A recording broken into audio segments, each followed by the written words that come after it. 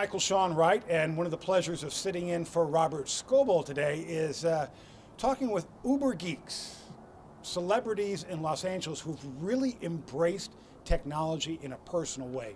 You know, before there was Twitter and real-time web, there were people very interested about technology and moving it forward, and one of the leaders in that space was LeVar Burton. LeVar Burton, welcome. Michael, that was seamless. That was like brilliant. It was like a pro. Wow. I think Scoble's in big trouble. So on PBS, there was Sesame Street, Yes. Mr. Rogers, and then Reading Rainbow. For as far as length, you guys came in third all time. We were on the air for 26 consecutive years on PBS, and that's lofty company. Sesame Street and Mr. Rogers. We're very proud of the run that we had. Now, you were really trying to spark the creative imagination within children. So we know that it starts with reading, and also, you know, exciting their mind about the possibilities of what can be. Tell me how that played into your love for tech, your love for using the personal computer, and how did that all fit in? Great question. I'm a science fiction fan, and you're right, I am a geek. I read a lot of science fiction books when I was a kid. It was rare and uncommon for me to encounter heroes in the pages of those novels who looked like me. And so Star Trek was one of the few visions of the future in the popular culture where black people were represented. Seeing Nichelle Nichols on the bridge of the original Enterprise meant to me, when the future comes, there's a place for you, LeVar. You know, elementary school age kids sitting under a tree in your backyard in Sacramento, California. So I believe that science fiction literature is that one body of literature that dares to ask the question, what if? And as far as I'm concerned, those two words in combination are the key to opening up the imagination in anybody. If we can dream it, we can do it. And the link between science fiction and that which we manifest in third dimension is inextricable. I genuinely believe that some kid watched those episodes of the original Star Trek, saw William Shatner reach back to that secret Velcroed place, pull out the communicator, flip it open, call Scotty. That kid grew up, became a scientist, an engineer perhaps, and developed a piece of technology that's more common than the toaster. How many people in this world have seen or used a flip cell phone? You see what I'm saying? The link between the imagination and what we manifest is how we create in this world. So I really knew of your geekdom when I saw you with Leo Laporte on Twit, and there's I kind of like saw something in you saying, wait a second, what if we own the network now?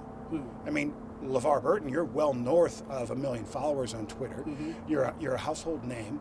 What does that mean for you now in this age of real-time technology? What does that do for you as a business person and as a brand? It means that I get to have a real-time conversation with a vastly diverse group of people who have many things in common, one of which is that they know me and have seen my work in Roots or Star Trek or Reading Rainbow or anything that I've done over the last 30 years. And so doing are predisposed to wanting to know what's going on in my life, either personal or professional. That's a powerful tool for connection, right? And once you can connect, once you have your tribe, your community, and you have access to them and they to you, then the dialogue is open-ended.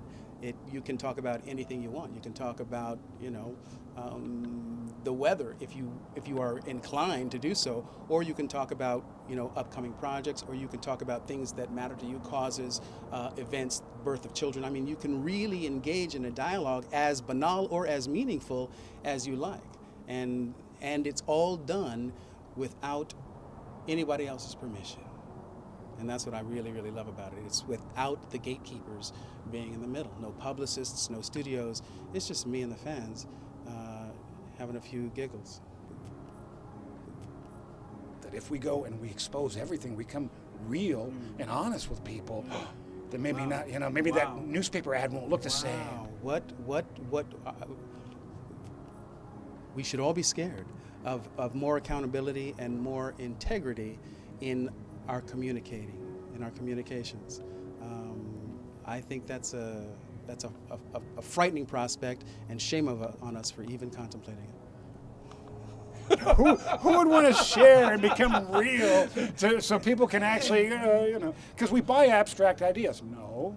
Well, yes, we do. We buy abstract ideas, but we buy abstract ideas from solid sources that we trust.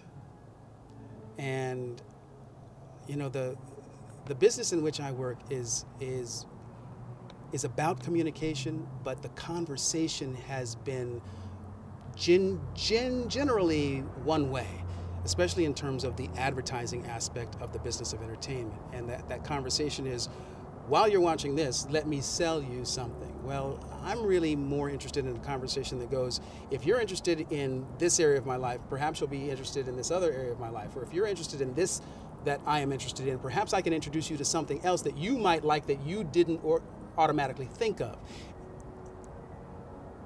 That's a pretty exciting concept. If we can share those authentic parts of ourselves with one another, then we get to have an experience that there really is much less that's different about us than I thought. And we really are more alike than we're not alike. And where there is sameness, where there is a like quotient, there's commonality. With commonality, there's so much less fear. Without so much fear, there's so much less conflict. Without conflict, the likelihood and probability of war drops significantly.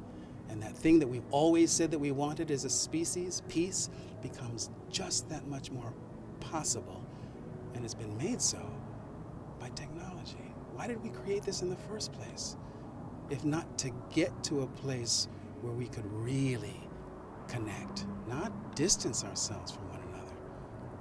I think it's to genuinely connect. Those are wise words that I can believe in. That's beyond science fiction. Let's make that a reality. LeVar Burton on Building 43. Thank you. My pleasure. Scobalizer, you are in so much trouble. Yeah.